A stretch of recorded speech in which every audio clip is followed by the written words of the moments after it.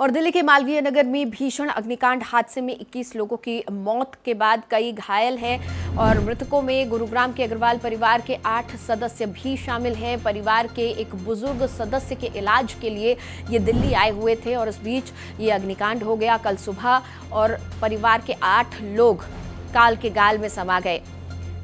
जो बुजुर्ग मैक्स अस्पताल में भर्ती हैं, बताया जा रहा है कि उनको फेफड़ों की कुछ दिक्कत थी जिसका इलाज करवाने के लिए उनको भर्ती करवाया गया था। अभी तक उन्हें पता भी नहीं है कि उनका पूरा परिवार इस तरह से बर्बाद हो गया। देखिए तस्वीरें, उनके बेटे और बहू की ये तस्वीरें। जो बुजुर्ग अस्पताल में भर्ती हैं ये उनकी पोतियां हैं, 2 पोतियां जो काल के गाल में समा गई। एक ही परिवार के 8 लोग इस हादसे का शिकार हो गए। 8 लोग जिंदा जलकर मर गए। बेहद दुखद घटना, पूरा परिवार तबाह हो गया है। एक तरफ एक बुजुर्ग अस्पताल में भर्ती थे और ये उन बुजुर्ग की धर्मपत्नी की तस्वीरें। और हिमांशु इस वक्त सीधा हमारे साथ जुड़ चुके हैं, उनसे हम बातचीत करेंगे।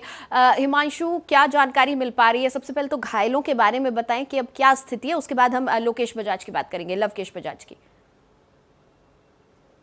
देखिए, बिल्कुल जिस तरीके से मालवीय नगर में ये जो पूरी घटना हुई, किस तरीके से आग लगी और उसके बाद इसमें 21 लोगों की जो जान गई है और 8 लोगों को इसमें देखिए डिस्चार्ज कर दिया गया है। और बड़ी बात यह है कि कुछ लोगों का अभी इलाज जरूर चल रहा है। फिलहाल अभी वो जो है स्थिति उनकी नियंत्रित है, यानी कि अभी फिलहाल उनकी स्थिति ठीक है। लेकिन बड़ी बात यह है कि इस पूरे मामले की गंभीरता को देखते हुए जो है चीफ मिनिस्टर ऑफिस की तरफ से, सीएमओ की तरफ से ये कहा गया है कि मजिस्ट्रेट जाँच के आदेश दे दिए गए हैं, FIR दर्ज कर ली गई है।